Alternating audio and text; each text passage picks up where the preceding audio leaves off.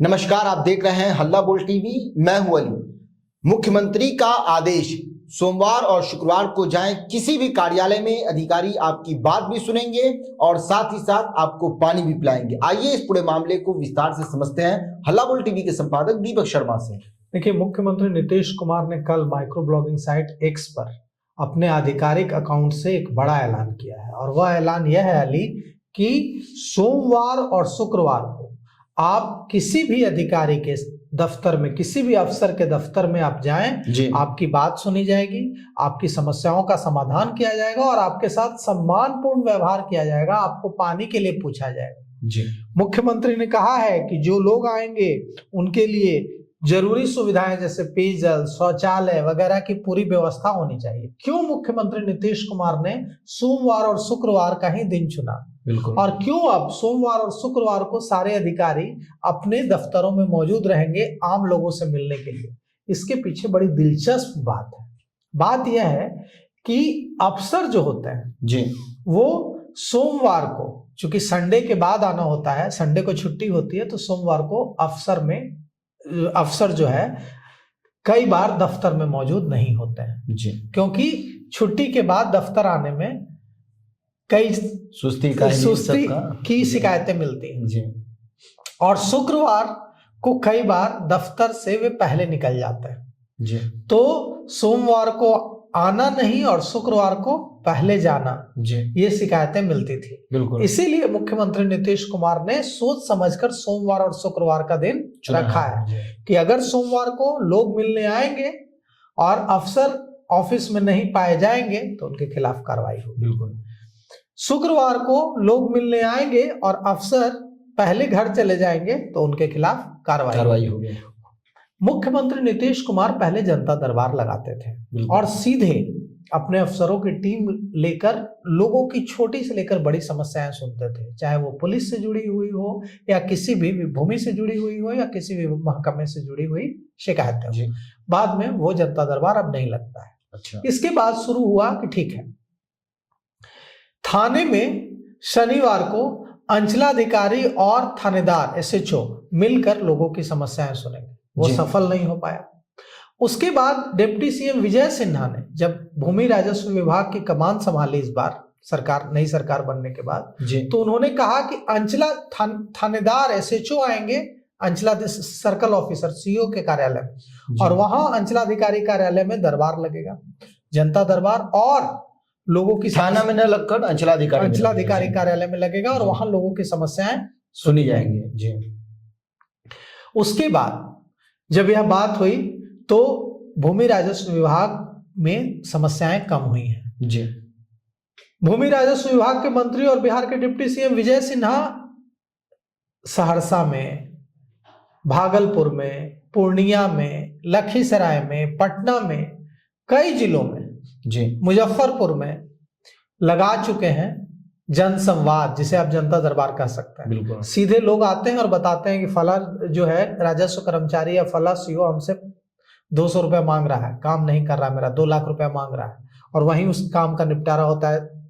Deputy CM Vijay Sinha पूछते हैं कितने दिन में काम होगा इनका? सर 2 दिन में हो जाएगा। 2 दिन में इनका काम कीजिए, क्यों लटका रहे हैं, क्यों पैसा मांगते हैं?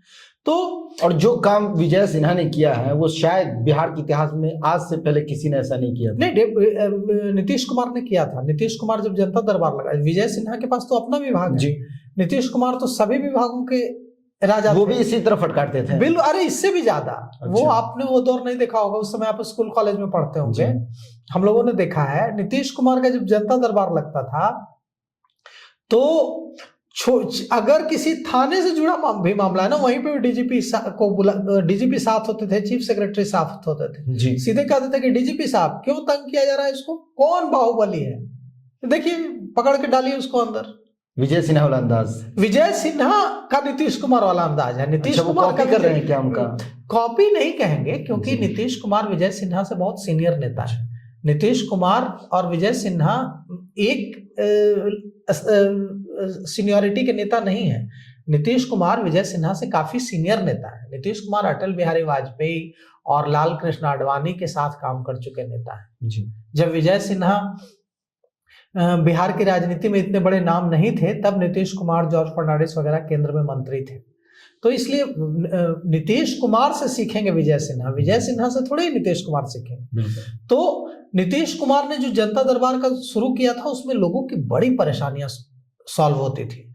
तो अब यह जो पंचायत, थाना, अंचल, प्रखंड, अनुमंडल, जिला, प्रमंडल और राज्य के सभी कार्यालयों में सोमवार और शुक्रवार को जो आम लोगों की समस्याएं सुनी जाएंगी, और 7 निश्चय के तहत जो मुख्यमंत्री ने कहा है कि सबका सम्मान जीवन आसान नीति का यही है अंग, लोगों को होगी आसानी। मतलब कि सीधे सीधे ऐसी व्यवस्था की जाएगी कि लोगों को ईज ऑफ लिविंग मिले। साथ ही साथ मुख्यमंत्री ने कहा है कि अगर आपको भी लगता है कि ईज ऑफ लिविंग कैसे हो सकता है, ईज ऑफ लिविंग मतलब जीने में आसानी जी, ईज मतलब आसानी, लिविंग मतलब जीवन जीना, जीवन जीना, जिंदगी जीना। तो ईज ऑफ लिविंग, जीवन जीने में आसानी के लिए बिहार सरकार क्या करे, नीतीश कुमार सरकार क्या करे? अगर आपको भी इस बारे में सुझाव देना है तो आप अपने सुझाव 10 जनवरी तक हम आपको पता बताते हैं, उस पते पर भेजिए नीतीश कुमार को। वो जो पता है अपर सचिव 4 देश रत्न मार्ग, मुख्यमंत्री सचिवालय, पटना 80001, पटना 80001। अगर आप ईमेल से भेजना चाहते हैं तो आप भेज सकते हैं CM-Secretariat, नोट कर लीजिए CM-SECRETARIAT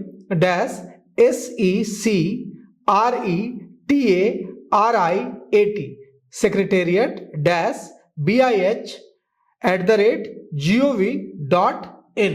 तो इस पर आप अपनी समस्याएं मुख्यमंत्री को बता सकते हैं। और यह जो नई जो योजना है यह 19 जनवरी से लागू हो जाएगी। आज ही मत चले जाइएगा, आज तो बृहस्पतिवार है, मतलब शुक्रवार कल है, कल मत चले जाइएगा कि मुख्यमंत्री ने कहा है कि शिकायत करनी है। यह जो प्रक्रिया है, यह जो व्यवस्था है, यह 19 जनवरी से लागू होगी।